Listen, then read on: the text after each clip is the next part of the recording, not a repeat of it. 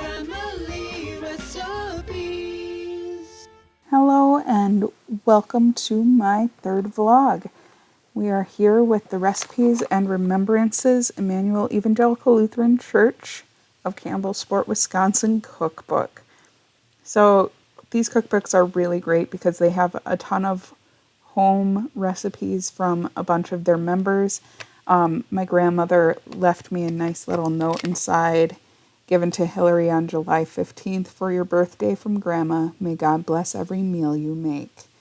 So it's a special recipe book to me because it has a lot of my grandmother's recipes in it. And the recipe we are going to make today is her salsa. And this is something that she really cannot make anymore. And it's something I've been craving for a while. It's one of my favorite recipes that she's had. So, looks like it's going to be in the beginning of the book. And if I just remembered that I left my grocery list on the inside. There we go. There it is. So, okay. There's a lot of veggies and stuff on it, and going to be a lot of chopping to do.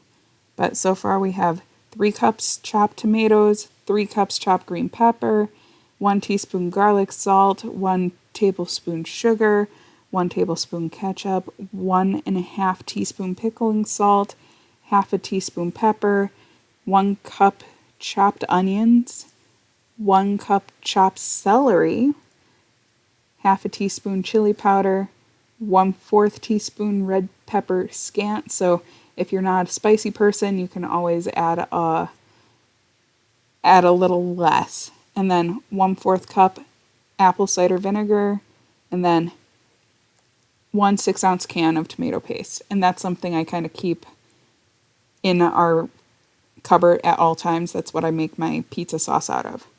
And as you can tell, there's not much in the way of directions. It just says simmer vegetables until tender, put in pint jars, and process or freeze. So since we were going to eat it right away, we just kind of put it into a Tupperware, and that was good enough for us.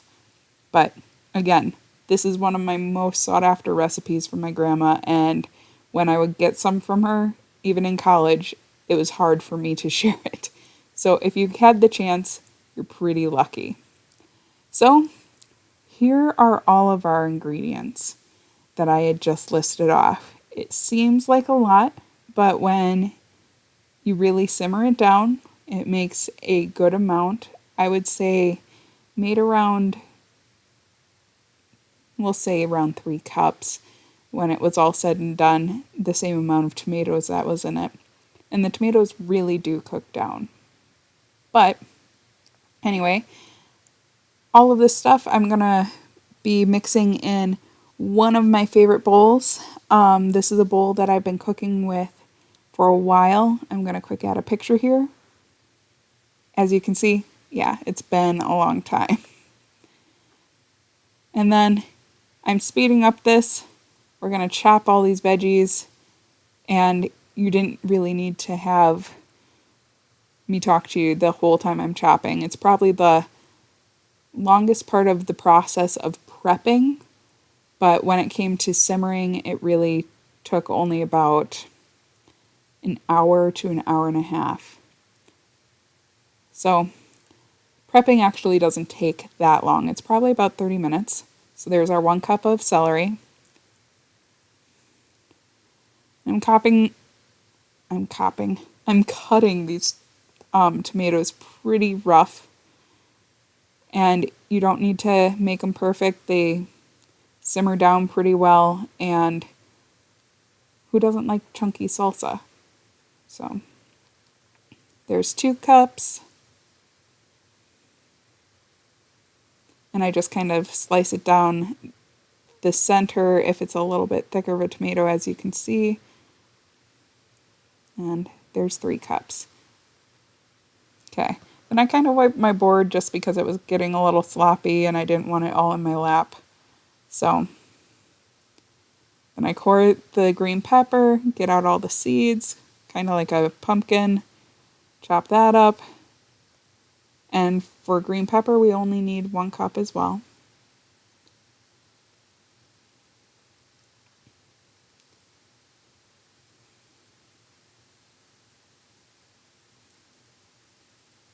And I'm not really a big fan of green pepper, but you really can't taste it when it's all simmered down in there. So there's our 1 cup. Notice that onion was kind of bad, so I put that off to the wayside. So we need 1 cup of onion as well.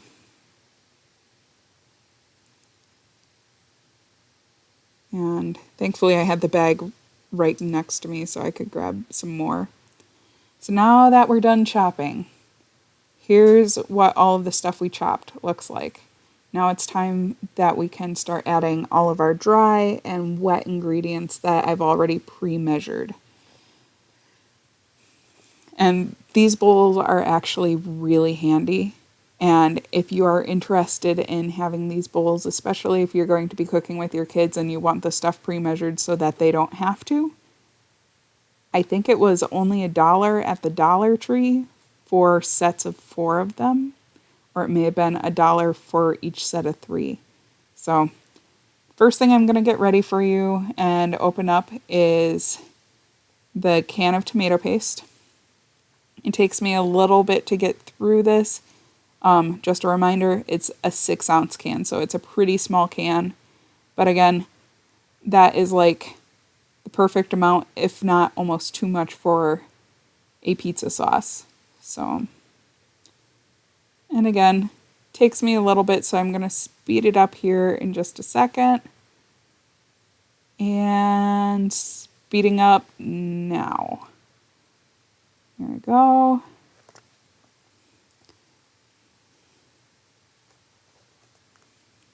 I just really must like to clean them out. And I'm going to use this rubber scraper to kind of double as my mixer because it's all mixing together anyway. I'm not too worried about contaminating other ingredients. Now this is our ketchup, which is, again, 1 tablespoon of ketchup.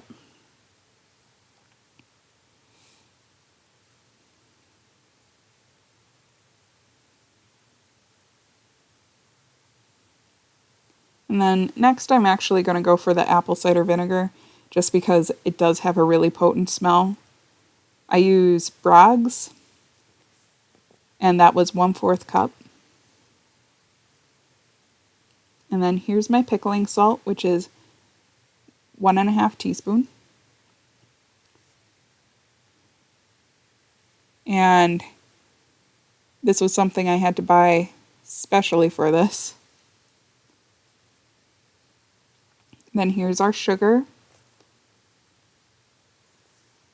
Sugar was at 1 tablespoon as well.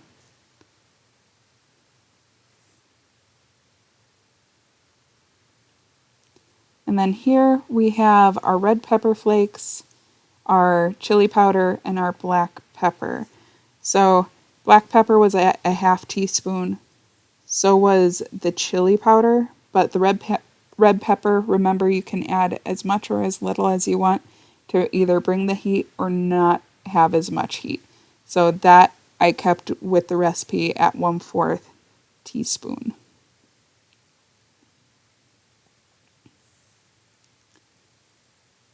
And then finally we have our 1 teaspoon of garlic salt. Just kind of mixing it in there. And now that we've added all of that stuff into our bowl, I'm going to just mix it up. If you want to save on dishes a little bit, you can mix it right into your pot or pan that you're going to choose to simmer it in. I would highly suggest simmering it in a pot and stirring it every so often. It is a thick salsa. You don't want it to stay in one spot for too long, but you can leave it alone and let it sit for a little bit here and there. So now that it's all mixed up, I'm actually putting it into, I had it in a skillet. There's that beautiful bowl with all of its wear and tear. And sorry, I'm getting it right in your way. But needed to clean it out. So there we go.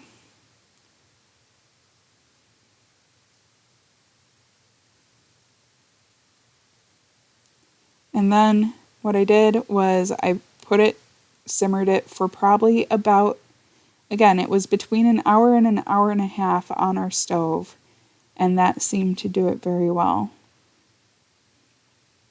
And then this is the final product. As you can see, there's beautiful colors in there, and all of the tomatoes cooked down very nicely, and it is a fantastic salsa. We used it on our taco salads.